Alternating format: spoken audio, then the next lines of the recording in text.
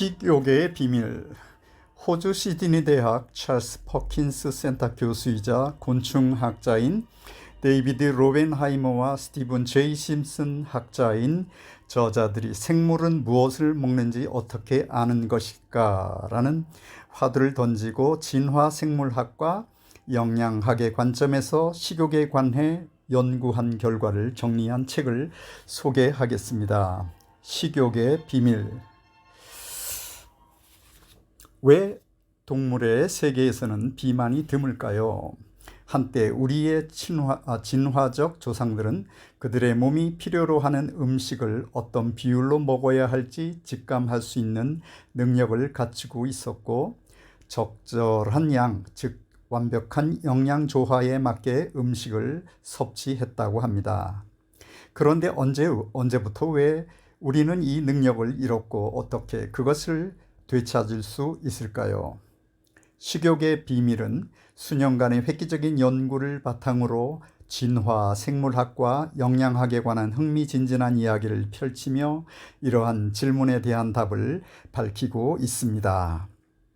사막 메뚜기가 수억 마리씩 떼지어 날면서 땅 위에 있는 모든 것을 먹어치우는 이유부터 아무거나 닥치는 대로 먹어도 된다고 알려진 바퀴벌레가 영양학적으로 매우 균형 잡힌 식사를 한다는 것까지, 단백질, 탄수화물, 지방이라는 3대 영양소 중에서 어느 것이 기준점이냐를 밝히는 연구부터 현재 우리가 살아가는 환경이 인류 조상들이 살던 환경과 얼마나 달라졌는지, 현대 식품 산업이 인류가 근본적으로 지닌 영양학적 욕구를 얼마나 교묘하게 이용하는지까지 파헤치고 있습니다. 동물에 관한 가장 궁금한 수수께끼 중 하나를 파헤쳐 봅니다. 곤충을 연구하는 생물학자들이 수십 년간 걸려온 길을 흥미진진하게 풀어낸 곤충의 영양학을 소탈하게 들려주고 있습니다. 덤으로 눈에 잘 보이지 않는 초파리부터 메뚜기, 바퀴벌레, 생쥐에 이르기까지 작은 동물들이 먹는 영양소, 배설물, 먹는 모습 등 영양소 분석의 실험을 통해 밝혀낸 연구 결과가 이렇습니다. 어떻게 사람의 영양 문제로 이어지는지를 설득력 있게 제시하고 있습니다. 즉, 저자들은 어떤 다이어트가 최선인지를 이야기하고자 하는 것보다 모든 동물은 균형 잡힌 영양 상태를 추구하려는 근본적인 욕구를 추구하며 우리 인간도 동물이기에 그 원리에서 벗어나지 않는다는 것을 이야기해주고 있습니다. 자신들이 어떤 경로를 거쳐서 그런 이해에 이르렀는지를 흥미롭게 사례를 들어 설명하고 있습니다. 또한 현대인의 비만과 영양 불균형이 단지 식습관 차원의 문제가 아니라 지구 생명의 진화와 환경이라는 더 깊은 근원에서 나오는 문제임을 이해하게 됩니다. 영양 생태학의 선두적인 전문가이자 시드니 대학교 찰스 퍼킨슨 센터의 영양 생태학 교수인 데이비드 로벤하이머는 동물 환경의 영양과 관련된 측면들이 우리 건강에 어떤 영향을 주는지, 또 생물학과 어떻게 상호작용하는지 연구하고 있습니다. 곤충, 물고기, 새, 그리고 다양한 포유류에 대한 그의 연구는 비만의 식이 요인과 같은 인간의 영양 관련 문제에 대한 새로운 접근법을 개발하는 데 도움을 주었습니다. 로벤하이머는 건강식의 간단한 규칙은 가공식품을 피하는 것으로 진짜 음식을 더 접하는 것이라며, 살을 빼는 최고의 방법은 단백질 위주의 식단이라는 연구 결과를 발표했습니다. 메뚜기 미생물도 균형 잡힌 식사를 한다는데 인간은 왜일까요? 메뚜기 한 마리 앞에 단백질과 탄수화물 비율이 제각각 구성된 25가지 먹이가 놓여 있습니다. 단백질 함량이 높은 콩부터 탄수화물 함량이 높은 쌀까지 다양한 먹거리 앞에서 메뚜기는 무엇을 선택할까요?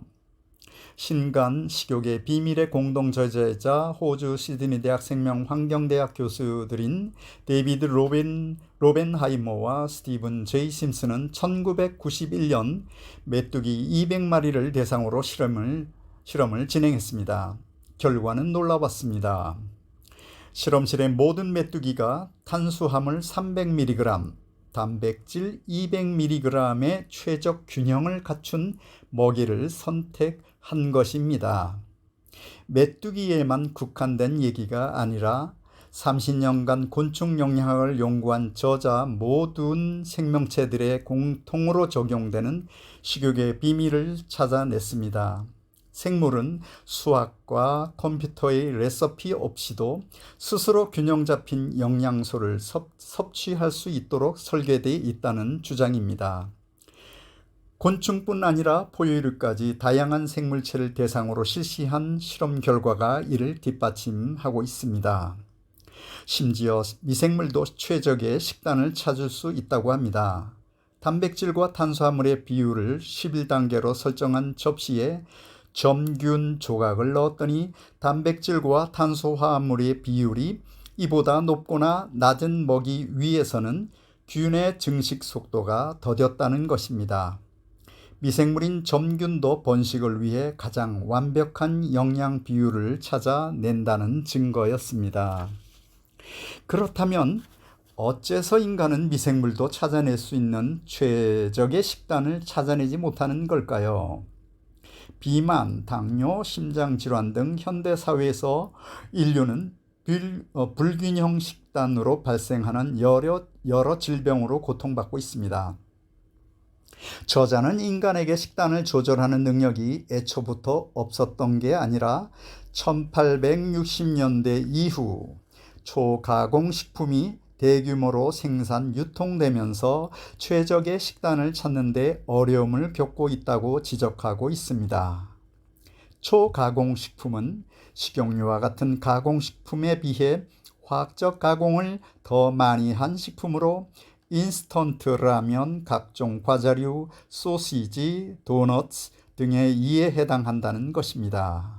초가공식품은 주로 지방, 탄수화물로 구성되어 있다고 합니다. 하루 식단에서 초가공식품 비율이 높으면 단백질 섭취량이 부족해질 수밖에 없다는 것입니다. 단백질의 빈틈이 채워질 때까지 다른 식품을 먹고 또 먹기에 현대인은 비만이 되기 쉽다는 것입니다. 실제 저자가 미국인 9,042명의 식단을 분석한 결과 하루 식단 중 초가공식품 비율이 높아질수록 하루 에너지 섭취량 역시 증가했다는 결과입니다.